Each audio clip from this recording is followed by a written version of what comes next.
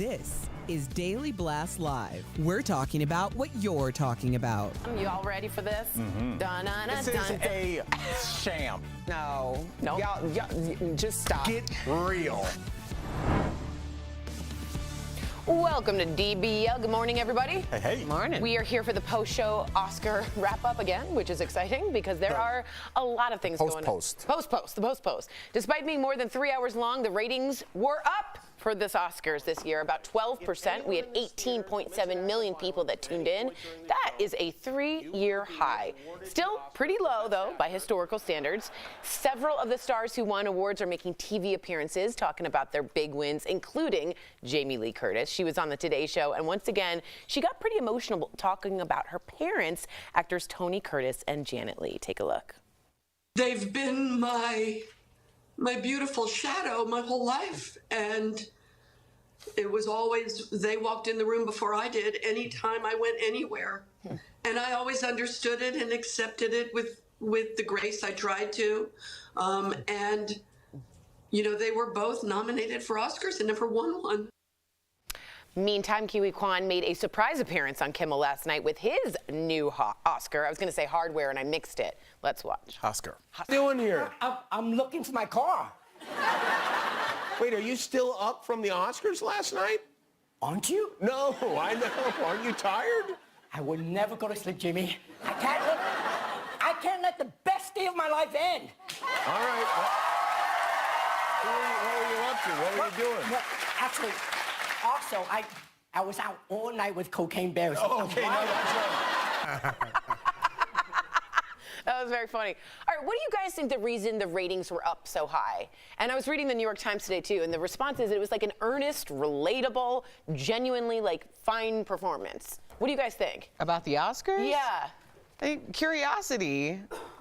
Like, Is it all the slap curiosity? Is that all 100% the slap? I think it stems from the slap for sure. Yeah, because they don't know how the Oscars were going to go down before they tuned in. I think it has to do with Jimmy's response, how everyone was going to react to the slap. I'm sure that's part of it. Yeah, it has to. And also, I think a lot of the newcomers, like Kiwi Kwan, like Jamie Lee Curtis, a lot of those people that were up for first-time actors, I think, people were intrigued, right? Not the same old Taylor Swift's getting another whatever Grammy she gets, but it's like people are like, tired. how'd my name get in? I know, but whatever example that you use, But I think it's the newcomers. That makes sense because, and also the people you mentioned, Jamie Lee Curtis and Kiwi Kwan, are people that most people remember from their childhood or like when they were younger, and they're like, oh, Brendan Fraser. She won. I loved Encino Man, and now he's winning for this. I think there is a little bit of nostalgia as well, and I think, you know, we're talking about the ratings being up, but the ratings are up for also just people going back to the movies. We all sit here and act like we were not in a global pandemic for 2 years.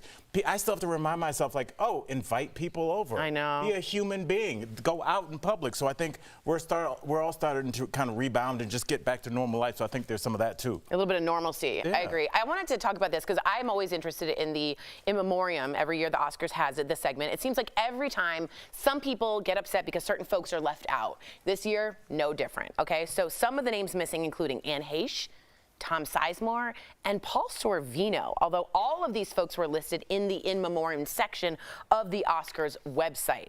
Mira Sorvino was not happy her dad was left out. She tweeted, "It is baffling, beyond belief, that my beloved father and many other brilliant departed actors were left out."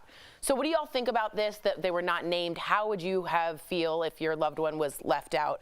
I also want to let you guys know, Anne Heche, obviously, I Know What You Did Last Summer, Donnie Brasco, John Q. Tom Sizemore was in Saving Private Ryan, Black Hawk Down. Paul Sorvino, Goodfellas, The Firm, The Family Man. So they said the Academy receives hundreds of requests, and an executive committee representing every branch considers the list and makes the selection based on limited available time. I don't know who's in charge of that. Like, you're not going to put Paul Sorvino on that list? Dude. Like, I mean, if you technically want to break it down into maybe if you don't want to talk about drugs or things like that, Tom Sizemore had a drug addiction. Like the controversy there. But he didn't do anything like Robert Blake. Right. Who's also not on the list. Right. Anne Heche had her problems when she passed away. But it's like, who makes these decisions? These are names that we know. These are names that we talk about. They should be on that list, in my opinion. I don't know what their criteria for leaving them off was. Yeah, Erica, what do you think about that? I wasn't shocked about Anne Heche. Was it because of the drug situation? Well, just that I wasn't shocked. Just simply because I'm thinking of it like this. All of these decisions set a precedent for something else. And when you're talking about the Oscars, and as we mentioned earlier with like Harvey Weinstein, would he be celebrated simply because he created works that were celebrated in this forum? No. So, and he's been convicted, right? Like, I wonder if it's a conviction that is the stopping point. But Anne Heche wasn't convicted. Right. Robert Blake wasn't convicted either. Wasn't on there. But you lead Robert Blake off. Yeah. You know what I mean? You don't. Yeah, I guess I just want to know what the cutoff is, because at some point, like I remember Paul. When you murder your wife, you're off the list. But he wasn't. He was acquitted. I know. Well, he lost a civil suit. You're absolutely right. You know, and there's also discretion involved. But it's like exactly where do you stop? Yeah, where's the line? Yeah. Do we know if Chris Farley was in? I'm sure he was celebrated. He's still celebrated to this day, right? Right. But you know, now I think we're looking at it more of an addiction, other than like. I think we're talking about you're talking about addiction. We're talking about the consequences of said addiction. Oh, okay. So, I mean, I'm not trying to be judge and jury here. Like these people have passed away. I think they they all have should have been on there. you know, but I think when you're having these conversations, when you have a limited, because there are hundreds of people who could have been a part of that. Obviously, for TV time, you're not going to include every single person. So then it's dwindled down to what? And this is what we get, and then people are left off. I don't know if there's necessarily a way to fix that unless we're going to sit through hundreds of names each year for people who have passed in the past. I just remember, for me, a big Oscar moment was when Mira Sorvino won, and Paul Sorvino was in the audience, and he was sobbing for his daughter, and that was like a big Oscar Academy Award moment. So I was sort of shocked that he wasn't on there in that sort of. And I want to be clear, we're just guessing. Yeah, we have no idea if that is their criteria or what it is. But I wonder if that was it. What did Paul do to not get on that list? Because Ray Liotta was on there, right? He was in Goodfellas. They showed him, so it's like, why wouldn't Paul, whose daughter is still into business, who won very an much Academy so, Award, right? Exactly. Paul was celebrated his entire life for just being a good guy. He stood up for his daughter against Mr. Said Harvey Weinstein. So it's interesting. But maybe it's just a timing thing. Maybe you also have to do in memoriams for people we don't know, like lighting directors and you know, things like that. So I think maybe it's just a time issue. Yeah, it's tough. It's tough. Let us know what you think on the YouTube chat and the app coming up on DBL. Our interview with the Duchess of York, yes, Sarah Ferguson. She is dishing on royal life and her dear friend, Lisa Marie Presley. Plus, could priests be allowed to marry soon? What Pope Francis is now saying all about it. Coming up next. Stay tuned for that one. Somebody roll the clip. Let's make sure we have Jeff's sex tape. Wow, things are getting spicy here at DBL. Cold-hearted snake, look into his eyes. Let's roll that again, everybody.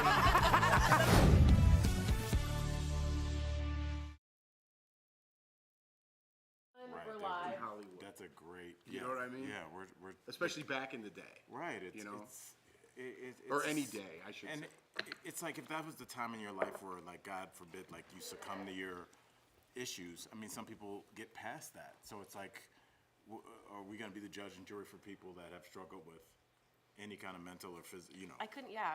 I don't know. Maybe it is just something as simple as just.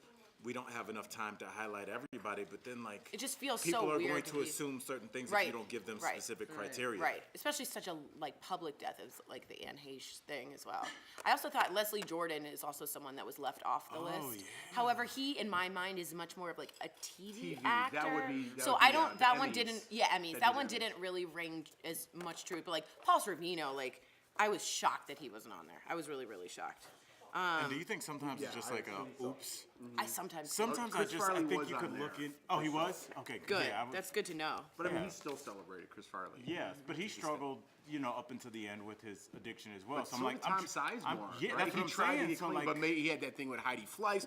I don't know. I have no idea what their whole criteria is for getting. But was Michael Jackson on in memoriam? Like, we could go back into time. We could go back in time on the Grammys, right? Yeah, he would have been. He was in The Wiz. No, he'd be at the Grammys, but there's in memoriam for the Grammys. Yeah, too. so But if you go back in time and do all that, how many people were on drugs back in the days that were celebrating? Everyone. Right? Again, we don't know. We don't know.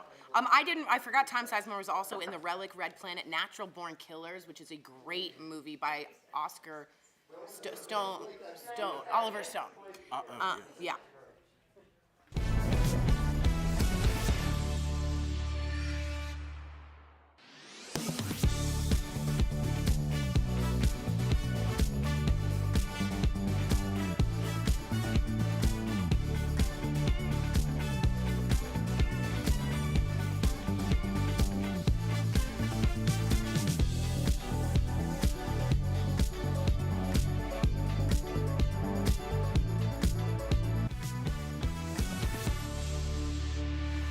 Welcome back. For more than 1,000 years now, Catholic priests have been required to remain celibate and never marry.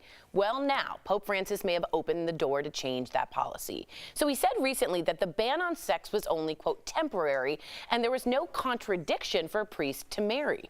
So what do we think here? Should priests be allowed to have sex or marry? It comes, when I read a little bit about this, the temporary part comes from back in the day, if they weren't married, they'd leave all their money to the church. So it came in with the Vatican taxes and all that. So he's saying that was back then, this is now.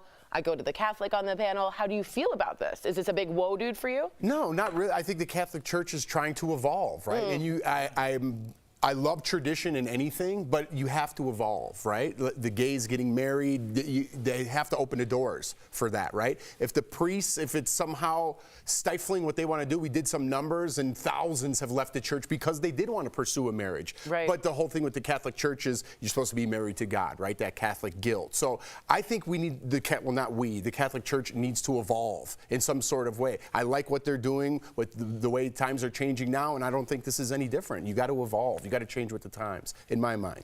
I'm here for that. What do you think, Erica? I mean, I'm not Catholic, so I did go to a Catholic university. I don't know if that counts. Yeah, I think that this is likely a response to a numbers game as well, that you're going to have a much smaller pool of people who want to join the priesthood, who want to be involved in that level of devotion.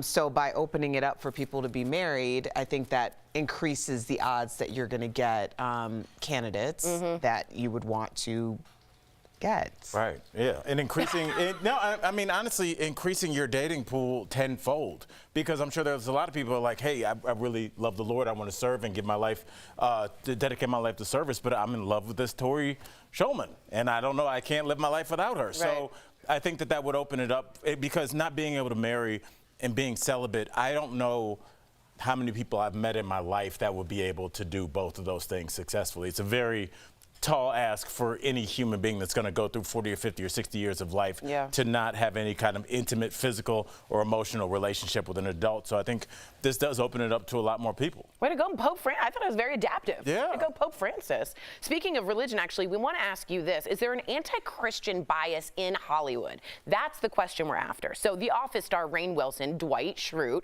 tweeted this out. He said, quote, I do think there's an anti-Christian bias in Hollywood. As soon as the David character in The Last of Us started reading from the Bible, I knew that he was going to be a horrific villain.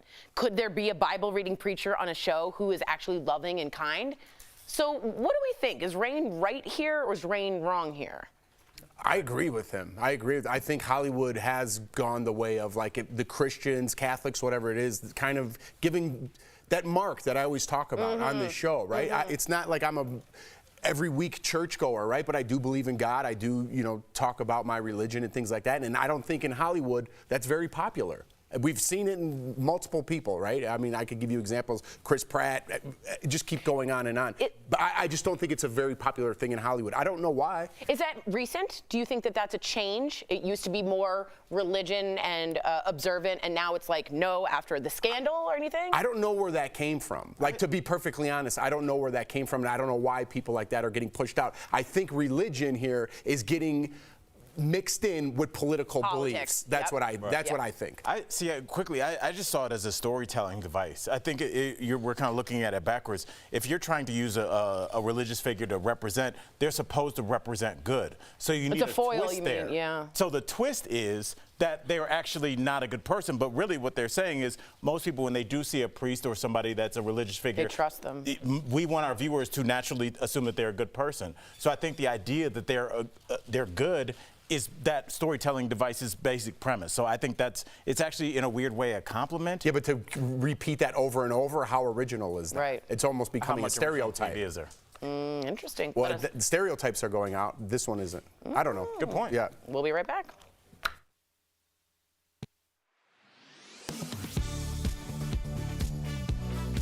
Being single and renting your own place does have its benefits. You don't have to compromise on what shows you have to watch, and you don't have to share the bathroom. But according to a new study, it comes at a cost.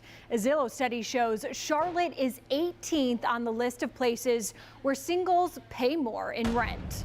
So to get the facts, we went to the Zillow study itself. David Hoffman, realtor and president of David Hoffman Realty, and Rent Cafe, a site that keeps track of rent prices across the country. The Zillow study found on average every year solo renters are paying nearly $7,000 more in rent than couples. Here in Charlotte, they found solo renters on average pay $7,915 more annually. Usually singles, they only have one income versus a lot of married couples, they have two. And so their buying power is less, and so they go the rental route. But then ironically enough, the rental payment is often more than the mortgage payment would have been. According to Rent Cafe, the average rent for a 944 square foot apartment in Charlotte is $1,667. However, they found more people in Charlotte actually own their own homes.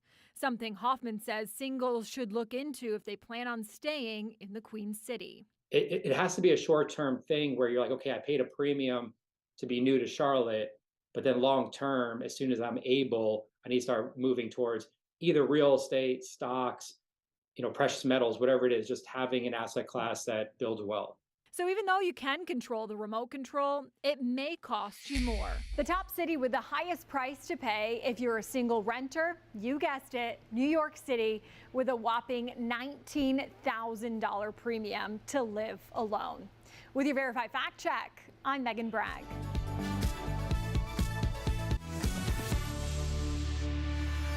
Welcome back to DBL. She was the red-headed rebel of the royal family who became a best-selling author. Sarah Ferguson, Duchess of York, has a new novel on the shelves, and earlier we were honored to speak with her. Take a look.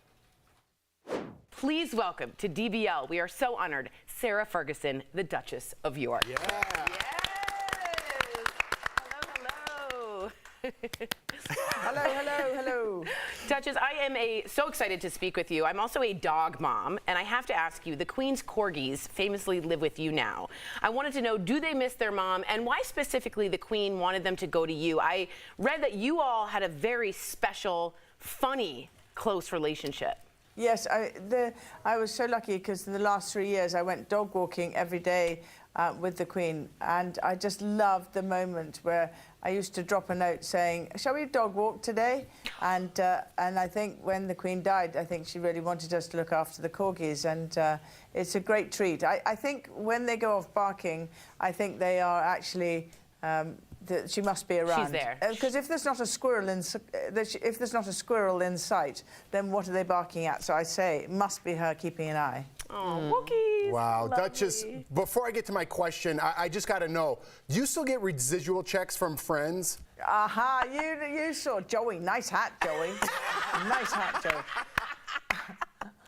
Absolutely, absolutely. I think a lot of people. I love that.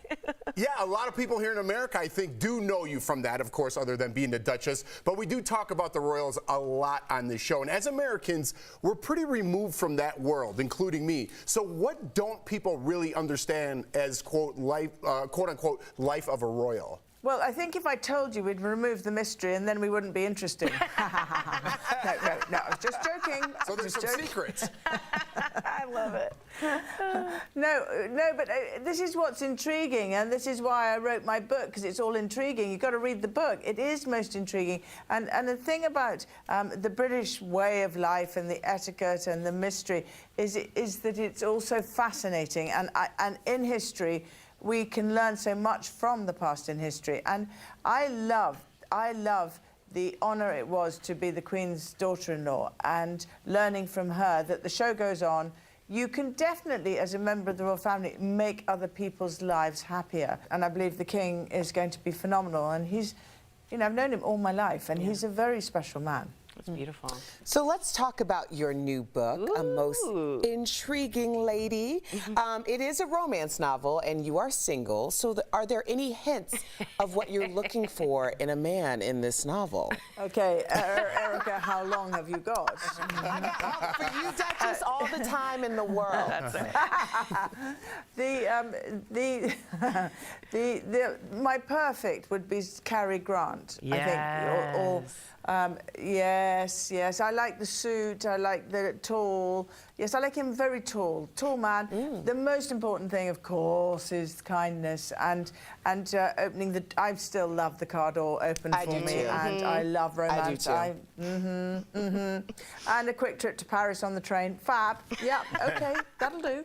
And just the general sort of feeling of great manners. I love a gentleman, and so if anyone's out there, you know, just sort of. And anyway, what I did, Erica, is I added everything that I would want in a man into the book, A Most Intriguing Lady. So my Lady Mary, who's my great-great-aunt, falls in love. Oh dear, I must make you go and read the book. We're reading the book, but in the meantime, I'm gonna get the feelers out for a man, because I got all the criteria. We'll talk about it over drinks, okay? All right, I'm just saying I checked a lot of those boxes. Suit, tall, sense of humor, families from the South, I open doors. I'm just saying. Now, And you're called Albert, you know, and one of my heroes in life is Prince Albert, the most exceptional gentleman who was, you know, head of the royal family. That's right. That's what's up. Well, Duchess, before you go, in January you spoke at Lisa Marie Presley's funeral. What is something the rest of the world, all of us, we don't know about her, but we should? She was. We got on so well. We were sisters. We called each other Sissy because we just were had an understanding. Rather like when Diana died, I think Lisa Marie took the sort of place in my heart. Well, no, Diana's always in my heart, but Lisa Marie was very similar to Diana. You know, that sense of light, the kindest person you'll ever wish to meet, the most generous, and the most opening and embracing of goodness. And I loved everything about her. She was unique. And in my darkest moment, she sent me an airline ticket and went to Hawaii.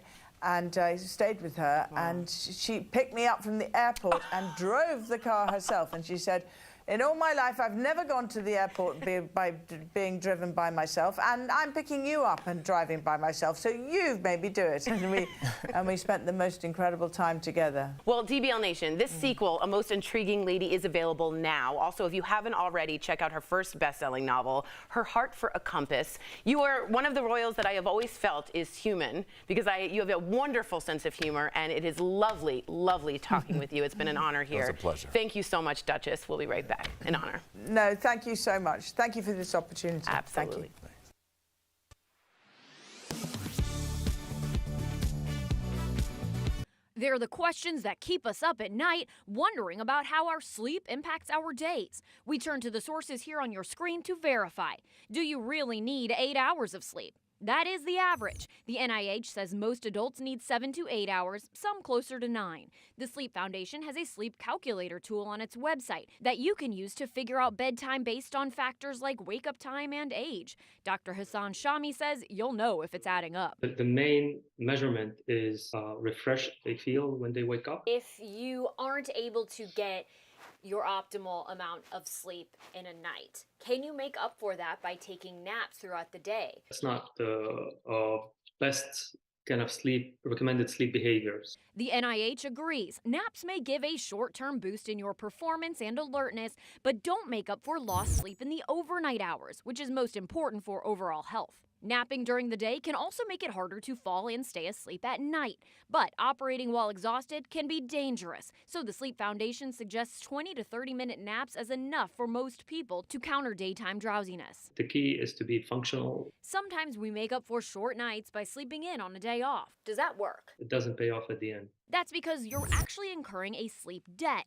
The Sleep Foundation explains studies are inconclusive on whether sleeping in when you can makes up for the negative health impacts of lack of sleep, and cites research showing it can take up to 4 days of normal sleep to recover from just 1 hour of sleep debt. It's recommended to keep a bedtime within an hour of the same time every night.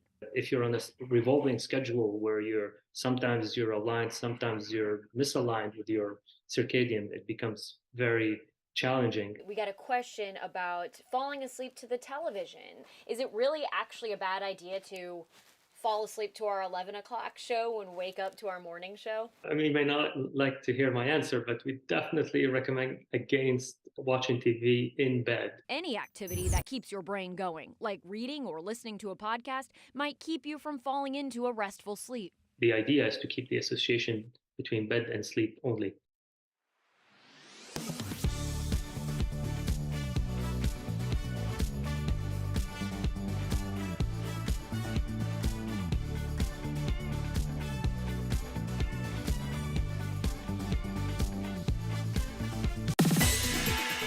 Why are folks changing how they work out? Let's connect the dots. Gyms have looked relatively the same for the past several decades. Long rows of treadmills and elliptical machines with some free weights in the corner. Now strength training is surging in popularity thanks to some recent studies. That trend also driven by the rise in high-intensity workouts and women starting to ignore the stereotype that only men should lift weights. So as the pandemic came to an end, folks rushed back into gyms looking for dumbbells instead of treadmills. A fitness trade association says gym memberships rose in 2021 above pre-pandemic levels, along with a huge surge in strength training classes. Now, some gyms are shifting layouts to focus on weight training and cutting back on cardio equipment, all with the hopes of keeping that surge of post-pandemic members. And that is Connecting the Dots.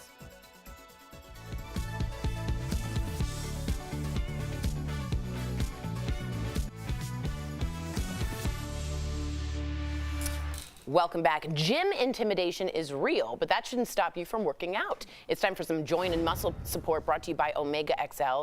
So a new survey found that half of Americans have anxiety around joining the gym, but don't sell yourself short by avoiding it.